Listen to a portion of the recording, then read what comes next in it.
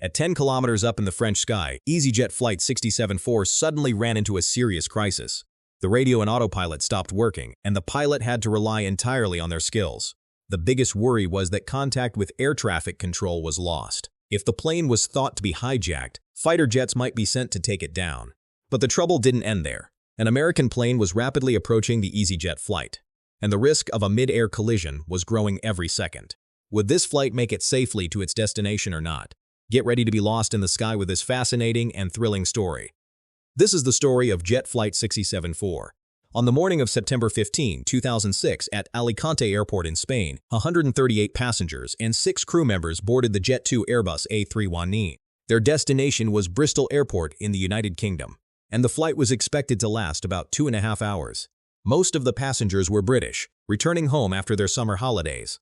The summer travel season in Europe was coming to an end, and the weather was calm and favorable. For Jet2 Airlines, this was a time of new beginnings. The airline had recently bought new, modern planes from Airbus to replace the old fuel-guzzling Boeing 737s. The Airbus A319 used for this flight was brand new. The captain was 42 years old and had about 9,000 hours of flight experience, but only 400 of those hours were on the Airbus. The first officer had a total of 3,000 flight hours, with just 500 hours on the Airbus. It was clear that neither pilot was fully experienced with operating the Airbus. Before the flight, the pilots. I talked to the crew who flew this plane on the last flight. They were told there was a problem with the electrical generator on the left engine. This generator powers a lot of important systems on the plane. But because of the issue, it had to be shut off during the flight. However, the problem wasn't considered serious enough to cancel the flight. The plane also had another generator connected to the right engine. And on top of that, the auxiliary power unit in the tail could supply electricity too. The pilots were instructed to keep this in mind throughout the trip. Keep the auxiliary unit running during this time to avoid any additional problems. At 11:10 in the morning, Flight 674 was ready for takeoff. Passengers had taken their seats, luggage was stowed, and about 8,000 kilos of fuel had been loaded onto the plane. A few minutes later, the flight attendants closed the doors and the plane started to back away from the gate. The passengers had no idea that the plane already had a technical issue. The pilot knew about it but didn't fully grasp how serious it was. Soon after, the plane and its pilot, they were about to get into a situation they never even imagined. At 11:02 in the morning, the captain lined the plane up on runway 9 and set the engines to full thrust for takeoff. The takeoff went completely smooth. The plane picked up speed quickly and started climbing into the sky. The captain turned the plane north and climbed up to 32,000 feet. Everything seemed fine. The flight attendants were busy serving food and drinks to the passengers, while the pilot kept an eye on the plane's systems. About an hour and a half after takeoff, when the plane was flying over the rural areas of France, then, suddenly, things changed. The pilot heard a loud noise, the master warning alarm started blaring, and the autopilot system disconnected. The captain immediately handed over control to the first officer because his instruments were still working. Now, the pilot had to control the plane completely manually. The first officer grabbed the side stick and thrust lever, trying to keep the plane stable. The plane was flying at nearly 10-kilometer altitude, close to the speed of sound, which made controlling it even tougher. The captain thought maybe the APU, the system that had been running since the start of the flight, suddenly shut down, or maybe there was a fault in one of the generators. When they looked around the cockpit, they realized their main display and autopilot were completely off. There were no lights on the radio panel either, meaning the radio system was totally dead. This was a serious problem because without the radio, the pilots couldn't communicate with air traffic control. In other words, Flight 674 was completely cut off from the outside world. A few minutes later, the captain checked the electronic centralized aircraft monitor and saw they started following the checklist and got busy trying to fix the problem and keep the plane steady. But things were way tougher than they looked. The plane was in a situation where every move had to be carefully thought out and made quickly. The captain noticed all the lights on the radio panel had gone out. He thought maybe it was just the lights and the radio was still working. He picked up the microphone and tried to send a message to air traffic control over the VHF radio, but there was no response. They didn't get a response, so they switched to another VHF radio, channel 2, but still no reply came. Seeing this, they started to get worried. Meanwhile, the first officer was flying the plane manually. The captain sent a Mayday message on the international emergency frequency, but there was no answer there either. Then the first officer also tried sending messages on his radio, but again, no response. Inside the plane, neither the passengers nor the flight attendants had any idea that something serious was going on. Everyone just thought everything was fine. All right, the engines were working fine, and the plane was flying smoothly without any bumps, but the pilots in the cockpit were really worried. They kept trying to figure out how serious the problem was and how to fix it. Meanwhile, about 10 kilometers below on the ground, at the Brest Area Control Center, the air traffic controller was keeping an eye on Flight 674. Suddenly, he noticed the plane had disappeared from the radar screen. The controller immediately tried to contact the pilots over the radio, but there was no response. Now he started to get worried because the plane wasn't showing up on the radar at all. There were no signs, and no response was coming over the radio. He started to suspect that something serious might have happened to the plane. The controller called out on the radio several times, but all he heard was silence. Frustrated, he contacted another EasyJet plane flying in the same airspace and asked their crew to try reaching the missing plane on their company frequency. But even that crew couldn't get through. The controller had a lot of questions running through his mind. Had there been a major accident, or something like that? There was a bomb explosion, or maybe it was hijacked somewhere. But there was another possibility, perhaps the scariest one. The last time the controller saw the plane on the radar, it was flying northwest at 32,000 feet. Just north of it, an American Airlines jet was flying westward from east, also at 32,000 feet. Their paths were crossing. If the EasyJet plane was still in the air, there was only about a minute left between the two. The controller immediately contacted the American Airlines flight and asked, can they see the EasyJet plane on their TCAS display? TCAS, or Traffic Collision Avoidance System, is a system that warns pilots to avoid potential collisions. It tells them when to climb or descend to stay safe. But here's the big problem. This system only works if TCAS is turned on in both planes. In the EasyJet plane, TCAS wasn't working because of an electrical issue.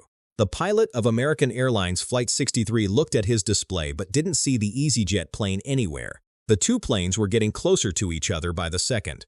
For the controller, this moment was extremely tense and scary.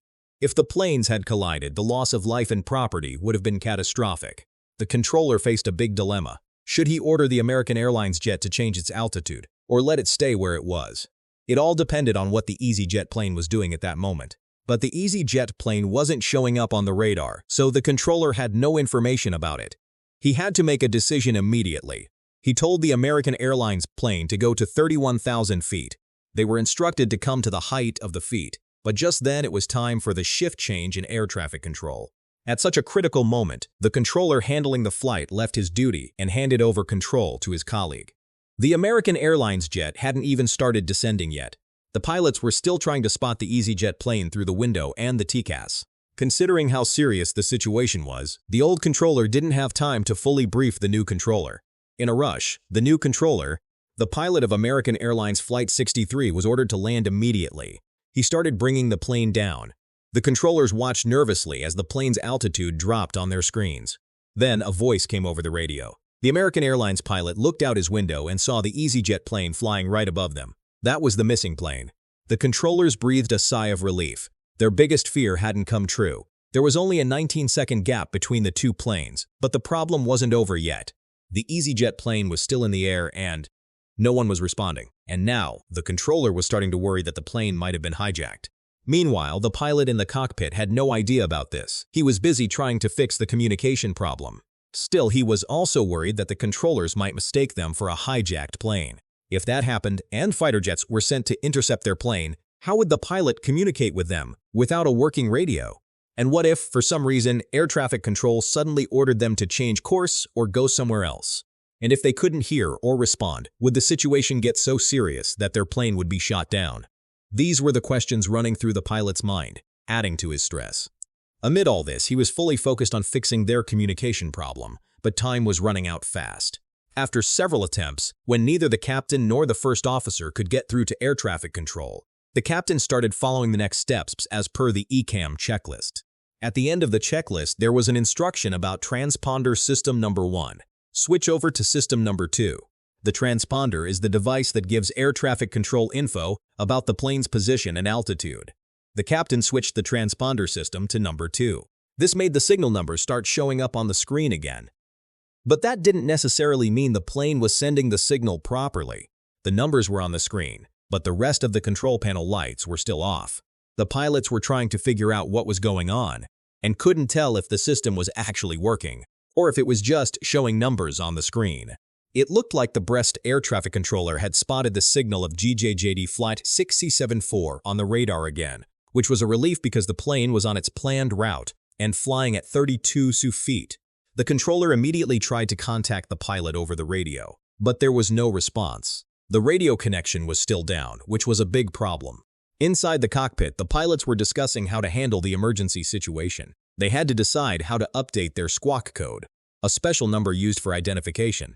The code that air traffic control assigns to planes helps them identify aircraft easily on the radar, but in this situation, it was necessary to change it.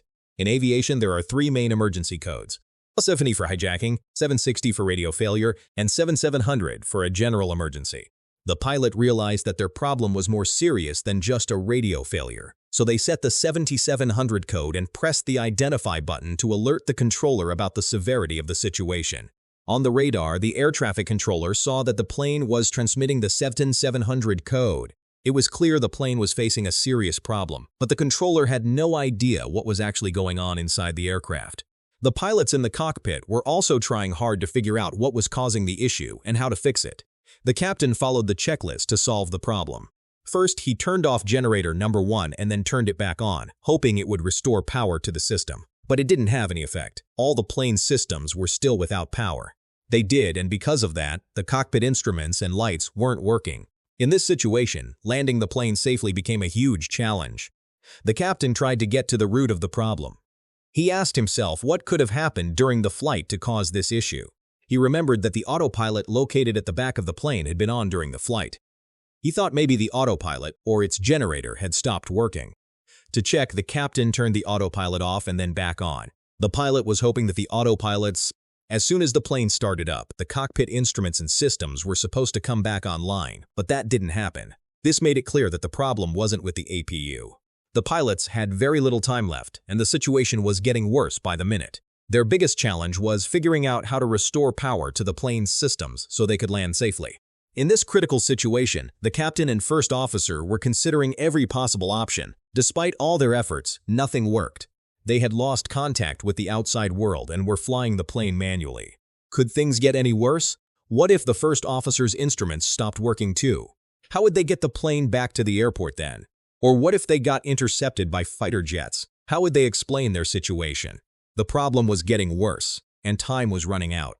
The captain called the lead flight attendant into the cockpit and told her there was an emergency, and they needed to prepare the cabin for an emergency landing.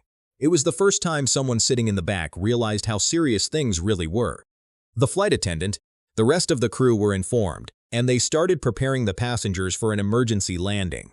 Now the pilot faced a crucial decision. Should they continue towards their destination, Bristol, or divert to a nearby airport? Given their situation, which could worsen at any moment, heading all the way to Bristol could be risky. But the pilot also knew that if they veered off their planned route, fighter jets might see it as a hostile move. Without working radios, explaining this was challenging for the pilot.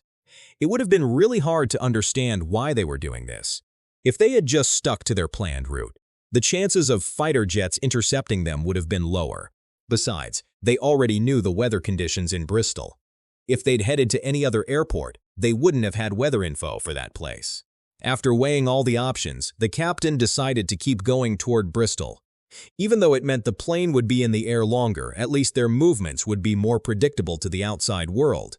But this decision made the crew. The problems weren't actually solved, and their troubles weren't over yet. Given the plane's current situation, the pilot couldn't be sure they'd be able to stop the plane properly on the runway. Bristol Airport has one of the shortest runways compared to any other international airport in the UK. If other systems like the spoilers, flaps, or reversers had also failed, the plane could have gone off the runway during landing. The captain quickly flipped through the reference handbook to figure out what to do in different failure scenarios. How much distance would the plane need to stop? Bristol's runway 09 could provide enough distance to stop the plane. The weather report also showed that by the time they reached Bristol, the runway would probably be dry, making it even easier to stop the plane. The decision was made. The crew decided to try landing their damaged plane at Bristol. The captain started programming the arrival route into the first officer's flight management computer. They chose a standard arrival route for Bristol's runway 09s so that the plane's movements were predictable for the air traffic controllers, so they didn't see the aircraft as a threat. Once all preparations were complete, the first officer began descending the plane. Manually bringing the plane down from 32,000 feet was unusual for him. Normally, pilots fly manually only at the start of the flight and a few minutes before landing. But manual flying at cruising altitude almost never happens under regular conditions. Still, the first officer handled it well, and he and the captain were working together like a great team. The responsibilities were divided in a way that no pilot would be overloaded. But as the plane was descending, the pilots knew the real challenge was still ahead. There were 142 people seated at the back, and the weight of that responsibility was huge. As time passed, the first officer started feeling cold and lightheaded. This was worrying because it meant hypoxia was setting in. They thought about using the oxygen mask but decided against it, as wearing the mask would make it harder for them to communicate with each other. Communication got tough. In just a few minutes, they were about to reach a breathable altitude. The plane was quietly descending, and London controllers were tracking it. According to them, the plane was heading towards Bristol, its original destination. They contacted Bristol Air Traffic Control and informed them that a plane was landing over the southern coast of England, but wasn't responding on the radio. If it was following its flight plan, it should be landing in Bristol any minute now. At Bristol, they took immediate action and declared a full emergency at the airport. Ambulances and fire trucks rushed towards the runway. Preparing for the worst, all flights were halted as a silent jet was getting closer and closer to Bristol. The moment of truth was about to hit the pilots in the cockpit. They were about to find out if they'd have to flap the flaps. But it was better to know now to have some time to prepare. Around 12:02 local time, the captain moved the flap lever to the first position. Both pilots held their breath. But within a few seconds, their instruments showed that with the flaps at full speed, the plane would be able to touch down on the runway, and there would be enough time to stop the aircraft. But flaps weren't the only thing that needed to be extended before landing. What about the landing gear? The captain lowered the landing gear lever, and the pilots waited. But the familiar sound of the gear deploying didn't come, nor did the green indicator lights that show when the gear is fully down. This was the last thing the pilots needed if they had to land the plane using engine power alone. There was a real chance the plane could have turned into a fireball on the runway. The airport tower controllers and emergency services had no clue about any of this. They were just watching the plane through binoculars, trying to guess what was going on, while the plane was flying over France without any outside communication. But every passenger plane always has a backup way to lower the landing gear. The A31E9 is equipped with a manual gravity gear extension system that lets the gear drop down by its own weight. The captain. I grabbed the handle to manually operate the plane's landing gear system and started turning the lever. It took a lot of effort, but finally, the door opened and the landing gear slowly moved into place. Now the plane was ready to land. The pilot decided not to take any risks during the landing. As soon as the wheels touched the runway, the first officer would hit the brakes immediately and use maximum reverse thrust on the engines. Cabinda didn't realize how serious this emergency was. They had no idea what the landing would be like. As the plane started descending toward the runway, the captain made one last attempt to contact Bristol Air Traffic Control. He pulled out his mobile phone and dialed the control tower's number, but even at such a low altitude, there was no signal. Frustrated, he tried again using the first officer's phone, but it didn't help. The crew had no other way to communicate. They had to land in Bristol without clearance.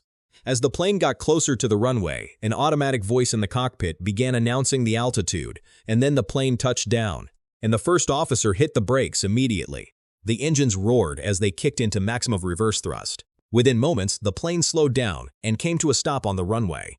That scary and unusual experience was over, and all the passengers and crew were safe. But the pilot was left wondering why such a serious electrical problem happened on their new modern plane and why their checklist failed to fix it. The investigation revealed that a transformer in the plane was faulty. It mistakenly signaled a current flow when there actually wasn't any. Because of this, the main electrical system shut down, and all the other connected systems went offline too. It was a major technical issue that could happen again in the future. But after this incident, Airbus made the necessary changes to improve and secure their systems. Now, the plane's software has been updated to prevent the computer from misreading false signals. Following this event, Airbus made several changes to make their planes safer. Now, even if the main power source fails, essential systems like the radio will keep working, ensuring the flight's safety. A total radio failure like the one on Flight 6074 won't happen again. Airbus also made a change so that pilots don't have to manually switch power from a faulty system to a working one. It happens automatically now, without any mistakes. Because of these updates, today's planes are safer and more reliable than before. If you like this video, Please give it a thumbs up and share your thoughts in the comments.